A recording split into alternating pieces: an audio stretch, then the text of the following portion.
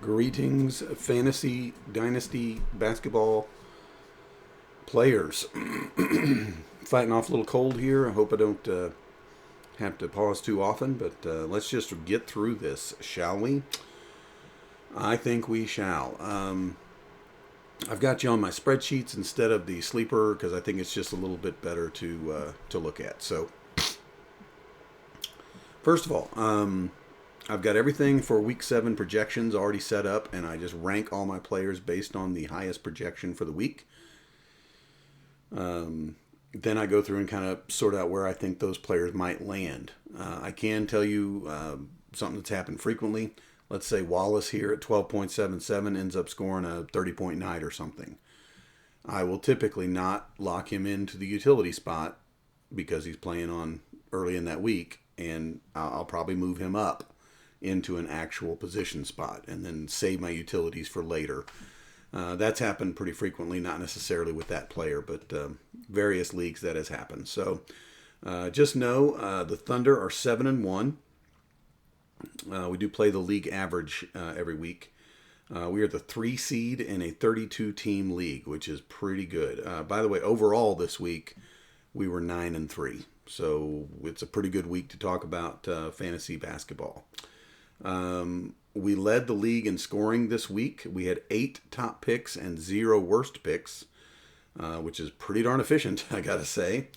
I have a friend of mine, by the way, who is the T-Wolves. He is undefeated, and he is first in the West, and he is the number 2 seed. So he and I are 2 and 3 in this league, which is pretty cool, considering neither of us have really ever done a league like this one. And I can say I have at least done some basketball, and I don't think he had. So he's doing pretty well. I did make a little trade with Bufkin. He got signed by the Grizzlies, so I reached out to the Grizzlies guy. I traded Bufkin and a third to move up and get a second. So yeah, that was just a little tweak I did. Bufkin's on like a 10-day, 2-way contract kind of thing. I don't know. He's supposed to be a good player, but he's been moving around lately, and I feel like there's a problem there. So maybe it works out for both teams. I was 92% efficient this week, and I did beat my opponent and the average this week.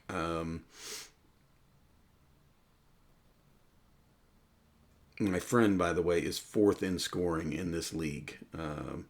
And it doesn't look like I put where I am in scoring, but as a 3 seed, it looks as though both of us are going to make it to the playoffs in that league. Again, we're only about a quarter of the way through. So there's about 20 weeks. You're going to have about 40 games if you're playing against the average and an opponent each week, and we are only 8 through. So, yeah, we're 20%. We're not even a quarter of the way through. But I can tell you there's an advantage if you jump into a fantasy dynasty league and they give you a full roster, in this case the Oklahoma City Thunder. Be real hesitant in trading those pieces away, because I can tell you right now, especially with the Thunder so far this year, there's been injuries, and when you've got the handcuffs, it just works. Like you just slide those guys in, and believe it or not, as injuries happen through the week, you can typically grab some good points off your bench players and then get those starter points later in the week. So keep that in mind. So yeah, Thunder are looking pretty good. Let's jump to the Pistons. And by the way, I noticed also in the other leagues where I have like the Pistons and the Celtics, I don't have the Thunder. The Thunder are not doing as well, and I do think managing your team pays off. I think some of these folks with the Thunder are probably setting a lineup, just taking whatever points they get at the end of the week. And I think you should not do that. I think every single day you should be going in, checking injuries, checking who should be starting. And the beauty of having everybody on the same roster, NBA roster, is it's not actually every day of the week.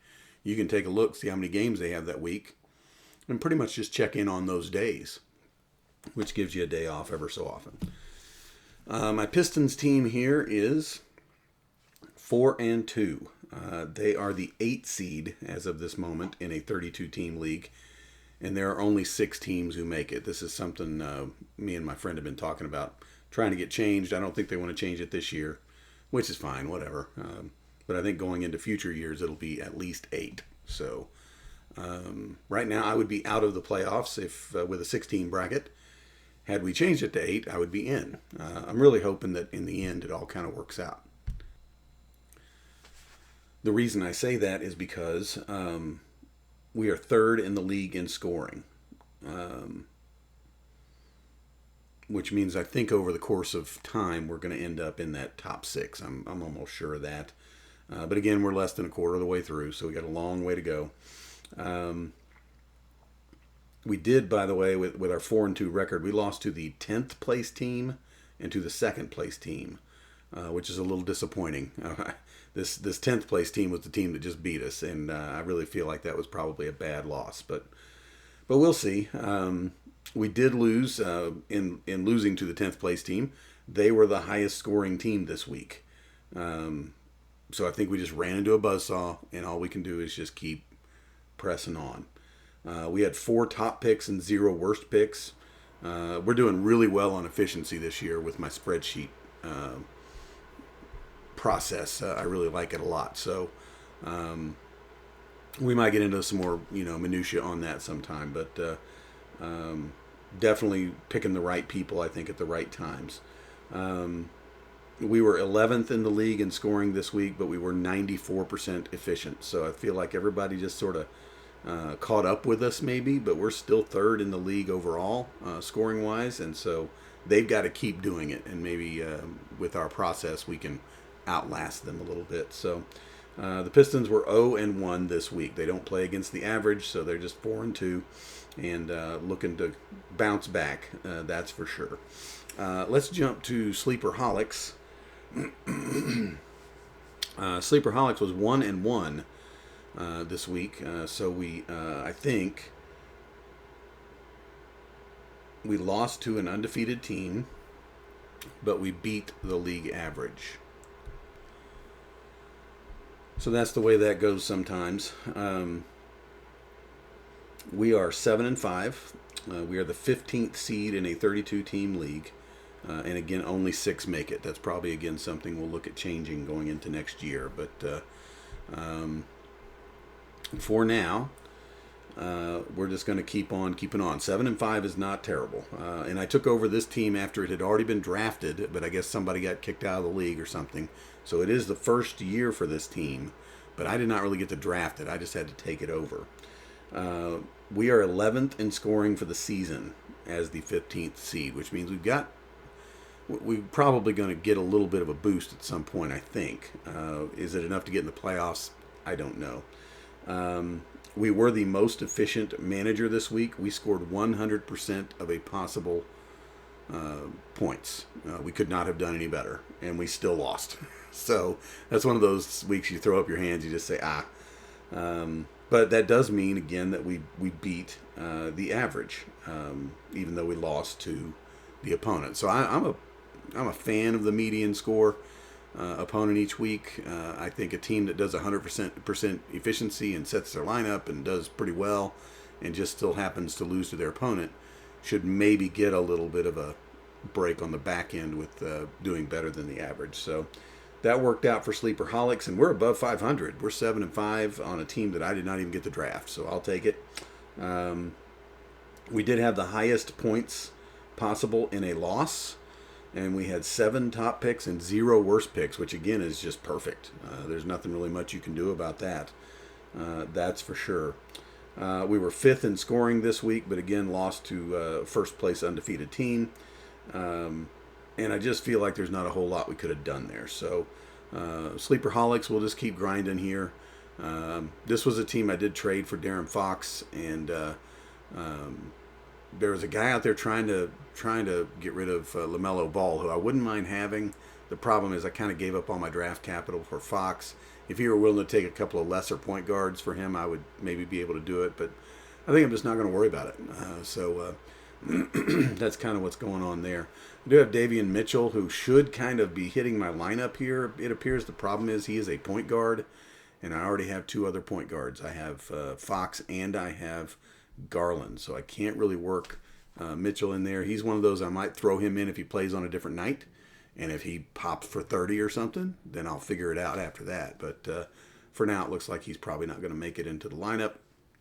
And that's just the way that is. I need some more position eligibility for some of these guys, and I'm hoping that happens throughout the season. I know it does in baseball. I don't know if that happens so much in basketball. We'll see. But Sleeperholics 7-5. Let's jump to another team that I took over. And man, this one's pretty rough. We did win this week, so I feel like that's a good thing. We're 2-4. We're the 24th seed, if you want to seed it out that far, in a 32-team league. And in this league, 8 teams do make it. I don't think we're going to be one of those teams. We are 25th in scoring, and we are just treading water this season. That's pretty much all we can do on the Sporty McSport ball team here. A lot of good young players, again, lots of draft capital, which I've mentioned before. Not planning on making any moves necessarily to try and get into the playoffs this year or make a run this year. If anything, if I've got a piece or two to trade away, I might do that, but I don't really know what I've got to trade away because everybody's pretty young, and I would just expect everyone to just keep getting better. So that's probably the way I will approach it. I had to pause there for a second. Sorry about that. Let's see here. We are supposed to get crushed this week. The third place team is who we're playing, and I would fully expect that will happen. I was looking at maybe a trade possibility, Wilson for a center. This is definitely a team where we're just going to rotate every single night through the lineup, and regardless of projections, we're just going to keep putting people in there, waiting for them to pop, and then worry about where to put them afterwards. So this one requires a little bit more high maintenance, that's for sure. I did pick up Kenrick Williams from the Thunder. Hartenstein is hurt, and so I feel like I'm going to get at least a week out of Kenrick Williams, probably more. But center is very weak on this team, and so when we have good young team with lots of draft capital and we're weak at a position, do you want to spend those picks on a younger player that can develop, or do you want to take those picks, trade them for a guy who can just fill that spot immediately? If I thought I had a shot at making a run this year, I would make that trade for that one that can fill in immediately. I don't think I can. So with the young team already, with the draft capital already, why not just wait till the draft, see if I can pick me up somebody, who can develop into that spot. So we've got some pretty weak centers working at this particular team, and that's just the way that we're going to do it. Kenrick is going to help, I think, at least for a couple of weeks. So I got Matkovic in the starting lineup right now. You'll see that right there, but that's because he plays tonight.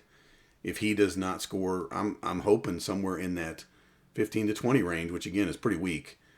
Then I can just put in Kenrick and see how he does, and just keep kind of moving those guys back and forth and seeing who finally pops on a particular night, something like that. So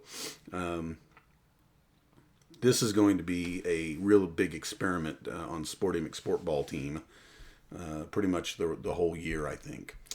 On some more positive news here. On the Sporty team, we did have 3 top picks and 0 worst picks. We did beat an 0-6 team, which would have really sucked had we lost to an 0-6 team. And we had an 82% efficiency. So not too bad for the Sporty, but it's just going to be a long, grinded out kind of season, that's for sure. Let's check out the Celtics. So a 32-team league that I ended up getting the Celtics. Only 6 make the playoffs, which again, we're going to try to look at fixing next year. Right now, we are the 6th seed. We would make the playoffs if the playoffs were today. And I got to say, when I picked the Celtics, Jason Tatum was out for the year, tore his Achilles in the playoffs last year, and is not planning to come back this year at all, I don't think. And I really thought this would be a tread water year. Just see what you can do. Developing some bench guys, stuff like that, and then wait for Tatum to come back. But now it looks like we're actually going to make a little bit of a run here. Less than a quarter of the way through, so we'll see how that goes. Being the 6th seed, I like to look and see where we're at in scoring. We are 8th, which is not bad. So maybe that gets us, right on that bubble at the end and doesn't get us in. But I feel like also I'm going to get better at doing this year. So, maybe that makes up for that bubble and gets us in. So we'll see. We were the highest scoring team this week. We had 6 top picks and 0 worst picks. And when I say that, I mean out of my players that I locked in points, I locked in their best total. So I didn't lock in like a 35 and then later on they score 40. I'm getting pretty good at deciding when to lock those in. That's for sure. We were 93% efficient. So that is also working out well for us. I have a friend in this league I thought I would throw out real quick. He was the most efficient manager this week, and he was 100% efficient. So he's doing pretty good. Lots of draft capital on this team. So we were 1-0. We don't play the average. And we can kind of just keep doing what we're doing. And this is one of those moments where if I'm at that 6th seed and it gets toward the trade deadline, I can take some of that draft capital and I can throw it out there on a player that might, fill a hole, specifically small forward. So far, Brown's been doing a really good job in the small forward spot, but that is really Tatum's spot.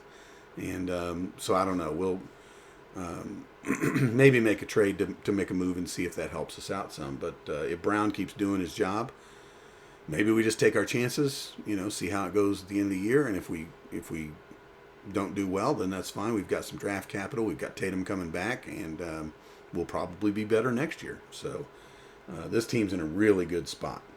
Not much else to do on the Celtics. Let's talk about Tulsa-Rado. This is the first team, I think, out of all of these that is not in a 32-team league. Let me look real quick. All the rest of these have been 32-team leagues up into Tulsa-Rado. This one is a 16-team redraft league. Pretty sure about the redraft part. I want to make sure I don't misinform you. Yeah, this one's a redraft. So that means that basically there's not really anything to hang on to here. You're just trying to maximize your points every week. And then at the end of the year, every player goes back. And if I stay in this one, we'll redraft again next year. I can tell you I do like the Dynasty ones better. This one seems easier. And maybe it's just because I got lucky in my draft. I don't know. But this one seems not as much thought involved, frankly. Excuse me. So this is a 16-team league. 8 teams make the playoffs. So half the league makes the playoffs. I am right now the 4 seed, but I do lead the league in scoring. So I've caught some bad breaks, it looks like, schedule-wise. We did lose to the 2nd place team, which makes a little bit of sense. We did also lose to the 12th place team, which does not make a lot of sense. So that's a little unfortunate. But we are 4-2. We should roll this week. We've already been projected to crush whoever it is we're playing. We were 2nd in scoring this week, even though we lead the league in scoring. We were 2nd this week. We were the most efficient in this league. I like winning that. In some ways, that may mean that you're shallow and you've just got easy picks. I can tell you that's not the case in this league because it's deep. I got some guys on my bench that could very well end up starting at some point. So I feel like, again, I'm making pretty good choices on that. I had 8 top picks. I had 0 worst picks, and I was at 98% efficiency. I was 1-0 this week. If this league played the average, I'm certain I would have beaten the average every week. I'm scoring a whole lot of points. It's typically 400 because there's 10 spots, and I'm getting about 40 points per player. So that's really, really high. And seem to be doing okay in this one. So not much else to say there other than just keep on keeping on, I guess. One of the teams, again, that last week made me kind of sad.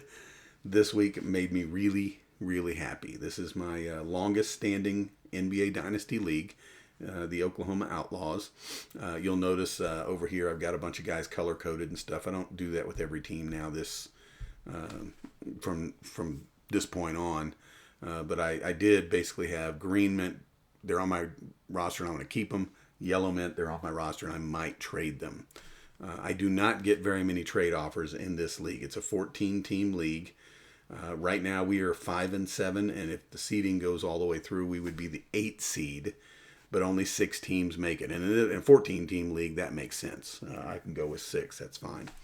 But this might be the highest this team has ever been.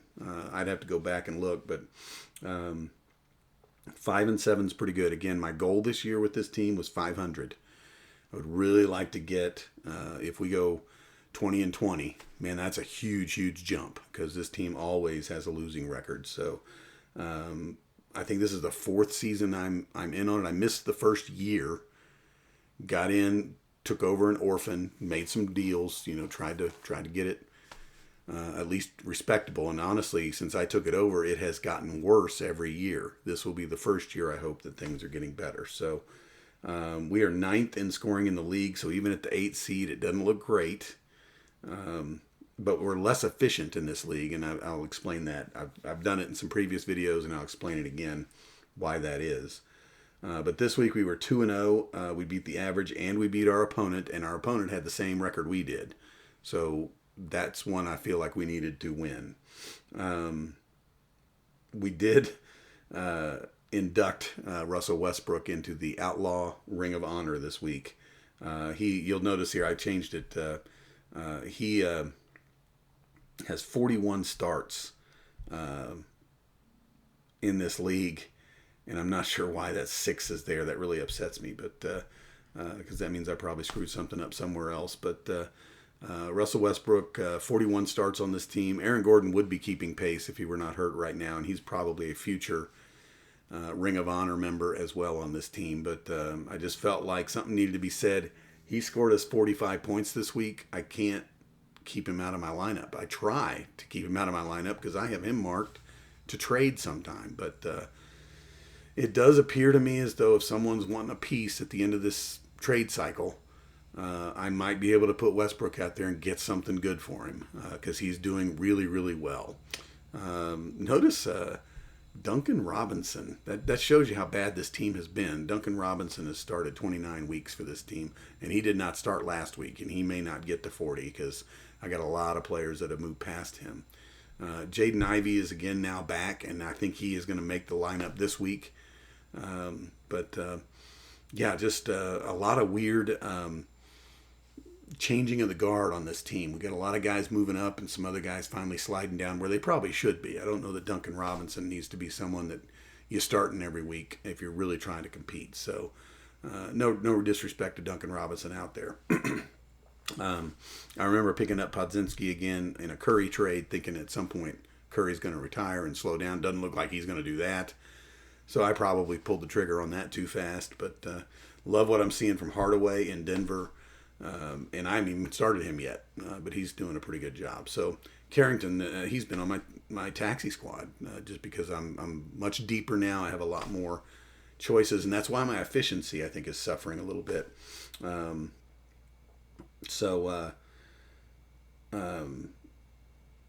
Third highest scoring team for the week and an 88% efficiency. I had 7 top picks and 1 worst pick. I went back and looked, and that worst pick was Puelto, who I have not been able to figure out this year at all. He should be in my lineup, but I never can figure out what night to start him. So that's turning into a little bit of a frustrating situation there. I missed on Derek White, by the way. I did get him for 18 points, which was not his worst. But had I picked the right night, I could have got him for 32.5. So that was a little bit frustrating. We are projected to win against a 2-10 team this week. So if we can get back to 500, I'm going to hope to beat that average again. I feel like I'll be on pace for what I'm trying to do this season. That's for sure. One last note on the Outlaws. Keita, Nemesis maybe is his name. I can't remember. But that dude for Boston... again, has been filling in at center because, again, they're trying to work things out without Tatum. And, man, he's been killing it lately. So I'm going to keep him in my lineup as well. And, probably just keep starting Westbrook, and we'll see how it goes. Just a couple more leagues to talk about here. Little Rock, this is a 18-team dynasty league. So we're back to not a redraft, but you definitely have to pay attention to the future, if you will. We are 5-0-1. We are undefeated. That tie was definitely a win so far because we are fifth in scoring in the league. So even though we're 5-0-1 in the first seed, there are some good teams out there that are right there nipping at our heels. So two conferences, 8 teams make the playoffs. I would imagine it's the 2 conference winners, and then it'll be the next best 6 teams, regardless of conference, something like that. I was the second highest scorer this week, so even though I'm 5th in scoring, it does look like I'm catching some momentum here. I had 5 top picks, and I had 1 worst pick. That worst pick was Tyler Harrow, who just came back from injury. Had a really good game his first game out, and I said, man, I'll take those points. And then not only that, but did better his second game and better his third game. So I'm not worried about that. I was at 86% efficiency, and I feel like if I have Harrow back, this is also a team that had Kobe White. Those 2 guys are going to crush, and I'll get the efficiency down as I just kind of keep watching how to work these things. So just got to say, I mean, here's Anthony Simons here, and I can't even find a place in my lineup for him. He might be a possible trade candidate at some point, but I think in this league, again, as being the number 1 seed, we'll take some luck when we can get it. I think we just keep riding it out. If some point an injury comes and we need to make some moves, we will. But I think for the most part, we're in pretty good shape here. So yeah, 1-0 this week for Little Rock. And then this one, Oklahoma Supersonics, this was the one that kind of got me into a lot of other leagues this year. Took a lot of heat whenever I made some deals to get this team better. We are currently 3-3. We lost this week, so we had a winning record for a little while. But this is, again, the second worst team all time in this league by a pretty good margin. There's a guy in front of us by like 1 game, but then when you start looking 2-3 teams ahead of us, man, they're way ahead of us. So there's really no pressure on this one. I feel kind of bad that I'm starting Filipowski again and Kuzma, and I don't know if these guys should necessarily be starters if you're really trying to contend. But one of the harder things with this league I've noticed is it's a 24-team dynasty, and you only get 6 starters per week. This is the shortest starting roster of any league I am in. You get 1 at each position, and you get 1 utility, and that is it. And to me, that is not the mark of a good fantasy player. What you want is those deeper, 10-player starting lineups where you really got to manage those guys down at the bottom. And to me, in this league, it appears what they're probably doing is one guy goes out there, he gets 6 good players, he probably doesn't worry about his bench too much, and then, says he's a good player. But the more I've seen this league in action, I'm probably going into next year. First of all, I'm definitely staying, and second of all, I'm blasting people. If they've got empty benches and empty taxi squads, and they're just trading to get the top 6 players they can get, and then say that they're great. No, I'm not buying that. In fact, I would even go so far as to say the commissioner should be making people put people on their taxi squads, should be making people put people on their bench. And not just trade away every draft pick and every player just to get the top 6 that they can get, because that has definitely been going on in this league. So we are projected to lose to a 2-4 team this year. So we're 3-3, they're 2-4, but they've outscored us by about 100 points. So